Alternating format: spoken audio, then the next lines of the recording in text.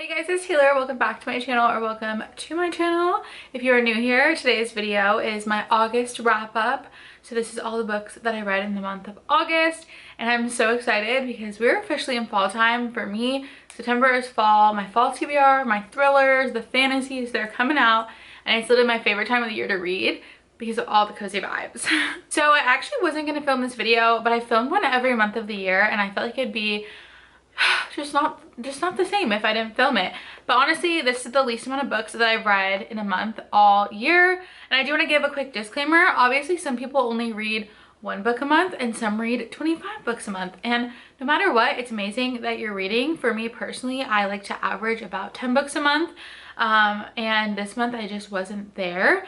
But honestly, who cares? It doesn't matter. So let's just get into what I read in the month of August. 99.9% of the books I read this month were actually on my Kindle, on Kindle Unlimited, which is really weird for me. I actually haven't really been reading on my Kindle that much, and I did a reading only Kindle Unlimited books for a week video this month, and so obviously that kind of got me started. And I think ever since I got like a case and like stickers, I've just been wanting to pick up my Kindle more, and I literally read I think 4 or 5 books on here. So the first book I read this month is Perfect Strangers by J.T.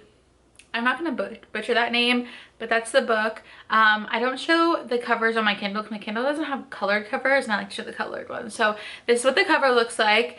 And I kept seeing this book on TikTok as like a super underrated 5-star fabulous read. And let me just tell you, this is one of my favorite books that I've read so far this year. So I went into it immediately thinking it's just like a very smutty romance, which I normally don't love. Like, I don't not read books if they're spicy, but I don't particularly go to books because they are spicy. I don't love it, but I don't hate it, if that makes sense. So when I first started off the book, it's like very spicy from the get-go. Like first chapter, first page, I was like, oh my god, wow. Like, is this gonna be like a smut book? And so she ends up meeting this guy. She's on like a trip.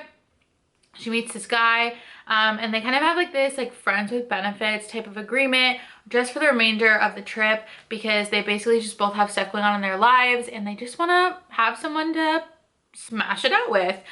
So they're like a no strings attached, no personal things. They're not gonna get to know each other. They're literally like the perfect stranger, going with the title. And then obviously they start to kind of get a little bit more involved with each other, and then she kind of gets a little sketched out on like who this man really is. Is he telling lies? And then her ex-husband actually is involved in like some sketchy stuff back home, and then she thinks he's involved with him, and it literally kind of turned into like a thriller in a way. I don't know what genre this is classified as, but again, like I went into it thinking it was like a smut romance, and it ended up being like a thrilling aspect to it, where I was like, wait, who are these people and how does this connect and what's gonna happen? And then the end of the book was the biggest plot twist. I did not see it coming. I still can't believe it happened. It's literally insane. If anyone reads that book, please DM me because we need to talk about it. I want to compare it to like some of the thrillers I've read, but then you would probably know the plot twist. But it's just, I didn't expect a plot twist. I didn't expect any of it.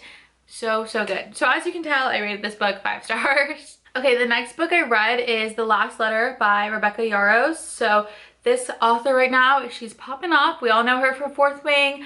She also wrote The Things We Leave Unfinished, which is one of the books up there that I absolutely love, that I read in the beginning of the year. That was a 5-star read. I personally didn't love Fourth Wing, but I'm not a big fantasy girl, so it was obviously just too much fantasy. It's literally fantasy. I gave it a shot, but I just didn't love it. But I feel like her romance books are auto-buys for me from what I've read.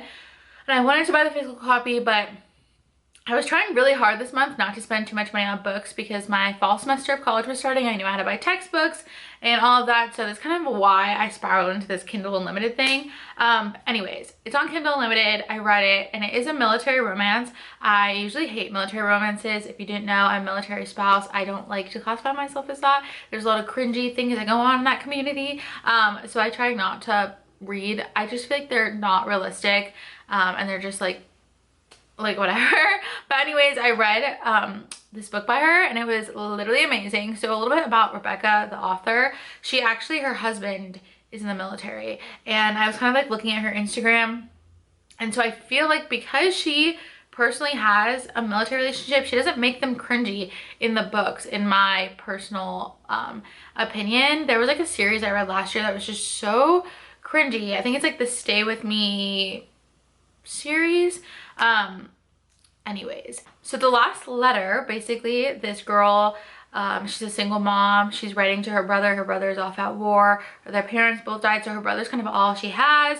And then she starts like a pen pal with her brother's, like, I don't know if yeah, I guess they're like brother's best friend, because her brother's best friend doesn't have any family at all. He's very like tough shell, like he was in a foster care, like the military his whole life. And so they start this pen pal thing, and they're both kind of like using this opportunity to kind of just not trauma dump, but like trauma dump, but also kind of like vent about their lives, because they don't know who, like they've never met, they never plan on meeting, and they basically just get to use this as like a form of escape to write to this person, send it off, and then like whatever. But something ends up happening and she has to end up meeting possibly him, or it might be somebody else, and all of this stuff. And it's so good. Literally, she just knows how to write a man. And the book definitely has a lot of triggers. I feel like if you've had anyone deal with like illnesses and death and stuff like that. But it was so good. I literally cried. I actually filmed, this is part of my reading vlog if you guys want to go watch. It's spoiler free, and I was crying, which I never cry for books. And I just feel like all of her military romances I've read so far, they're just amazing. Amazing. So I also rated that one a 5 stars. Next book I read was Mile High by Liz Tomford. I think that's how you say it. I feel like I'm so late to this train, but she's actually coming out with a 3rd book. So I finally started reading Mile High. I didn't know it was a hockey romance. I thought it was a pilot romance just because of the cover, and I go into my books blind, but it's actually a hockey romance, which I really love. And going into fall, my favorite sports romances are hockey romance, because I love hockey the most out of all the sports. So I was very pleasantly surprised, and I just want to say that I personally love Xander. Like, Liz, sweetie, she knows how to write a book boyfriend, that's for sure. I think I talked about this in my reading vlog as well, but there was just a lot of representation of like the main female character. She was like, I don't necessarily want to say plus size, but she was like a little bit like, I don't actually, now I think about it, I don't think they classify her as plus size, but she was just talking about how she's like a little like pudgy in a way, I don't know. And just kind of like the thoughts she goes through, and then the comments that people make and how they compare her to like the other flight attendant who's like super skinny. And I feel like as someone who has like struggled with weight all of my life, I just really related to her, where like I've always been like the bigger friend. Like even if I'm not plus size, I'm bigger than the normal size 0 girls that I've always been around. So I just feel like that was nice to read about. I feel like it was very relatable. And yeah, but the romance, the spice, the everything was amazing, and I rated this a 4.25 stars. That led me into the next book, which was The Right Move, also by Liz Tomford. So everyone was saying that this one is so much better, and I actually rated the same rating as the last one. I love them both different, like in different ways, but I think they were both amazing. Everyone was saying this one was like by far better, and I feel like they were hating on Mile High, and I loved Mile High. But this one is a basketball romance, and it is the main female character in the first book. It's her brother and her friend, and this is like a fake dating trope, and I just loved this. I loved the characters in this book as well. I feel like all 4 of the characters I loved, like between both books. And I feel like it's a very like, I feel like I just want it to be like a series, like a found family addicted series. Like I just absolutely loved like getting to read more about the first 2 characters in the second book, and I loved their fake dating. I loved the character development. Amazing. And yeah, 4.2 stars as well. And I can't wait for the 3rd book, which I'm really excited for the main character in that book. And finally, the last book I read in the month of August is a physical book, and this is The Puck Secret by G.N. Wright. So I had went on TikTok and I was looking up the best hockey romances, because after reading Mile High, I was just in this like hockey romance. I wanted something, and I wanted a book that kind of isn't talked about. I read Icebreaker, I read the off-campus series, stuff like that. And so this is a book that I personally had never heard about, but people were saying it was really good. I ended up rating this about like a 3.25 stars. It wasn't bad, but I just feel like this was a lot of like smut and no plot. I don't know. I just like, I feel like the way I'm saying it, people are gonna think it's a negative review. It's not. But because I had just read The Mile High and The Right Move, it was like a sports romance, but then it had like a lot of like deeper meaning and character development. And I don't feel like this one really did, which is fine. But that was kind of like what I was in the mood for at the moment. But yeah, I still definitely think this is good. If you liked Icebreaker, you would definitely like this book. But this does have some like politician, like drama. The main female character, her dad slept with his like secretary or something, and he's a politician, so he like covered it up, but the secretary he slept with was the main male character's mom, so that's kind of like, they're like kind of enemies, so it is enemies to lovers.